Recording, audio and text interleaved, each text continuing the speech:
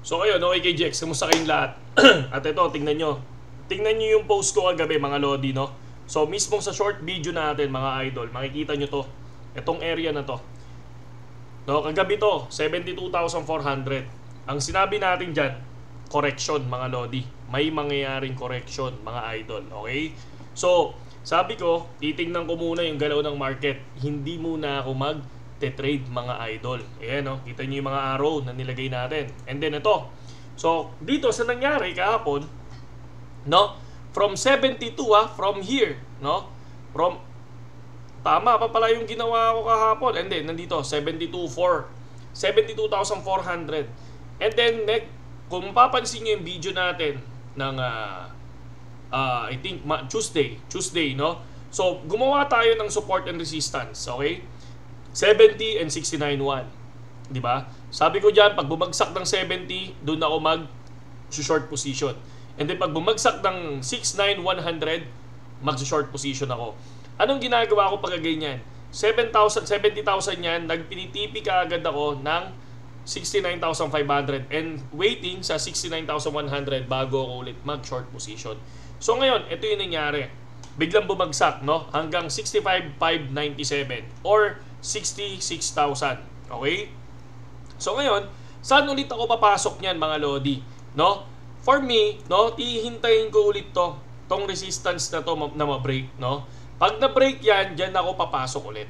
No? Diyan ako papasok ulit, diyan sa time na yan, sa timing na yan. And then possible pag lumipad ng konti, magtitipi na naman ako niyan. And then hihintayin ko ulit makuha natin yung 70 USDT. No? So for me sa 67 medyo mahirap marating to ulit. No? Pero kapag biglang umangat yan, okay ako diyan. No, maglo-long position ako diyan. Kasi una, Friday na ngayon, okay? Friday, magko-close ang market. Alam naman natin ang cryptocurrency hindi naman nagko-close, forex nagko-close.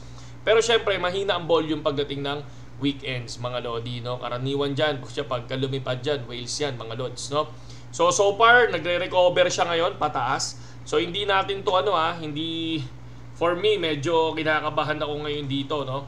Kaya ako paunti-unti, ang ginagawa ko, lagi ako nagkakaroon ng technical analysis, naghahanap ako ng short and resistance, no? Yung pinaka support and resistance natin, and then doon ako nagbe-base. Karaniwan nung bumagsak yan kanina, mga idol karaniwan nung bumagsak yan 70, 72, uy nag-70, ay nag-70,100, 71,500, nag-long, sunog na naman. And then pumalo ng 70, ang dami na naman nag-long, sunog ulit. And then pumalo ng pababa, marami na naman nag-short naman, no? Dahil nakita nila bumagsak. So anong nangyari? Tumigil and then nag-recover. Possible kung high leverage ka, sunog ka na, mga idol, di ba? So yun yung ginagawa natin ngayon, mga Lodi, no? Yun yung ginagawa natin. Hindi tayo basta-basta tumatalpak sa ganyan. Lalo-lalo na kapag big dump. Okay sana kung from dito biglang nag-dump di ba? Tapos sabay doon ka nakasabay Pero ngayon, medyo masakit-sakit pa to. So maraming nagsasabi na magda-dump, no? Ang daming nagsasabi ng daming binentang Bitcoin, no? Pero syempre, mas okay pa rin kung may analysis kayo. So dito tayo next, no? Magsusupport tayo diyan mamaya. So lahat na nakikita kong pwedeng pagsuportan, gagawin ko. Titingnan ko para at least safe yung trade natin.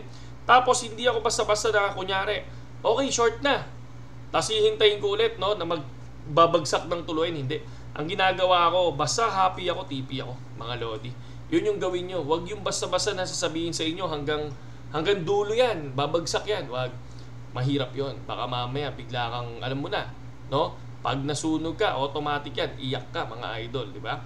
So yon, sa mga gustong pumasok sa BitGet, mga Lodi, at makakuha ng update sa atin sa nangyayari ngayon, at magtiwala sa mga binibigay kong short support and resistance, no? Gamitin nyo lang yung link natin dyan sa BitGet, mga Lodi, nandiyan dyan mismo sa YouTube channel natin. At kung gusto nyo ng copy trading naman, nandiyan dyan din yung tutorial natin sa copy trading. Okay?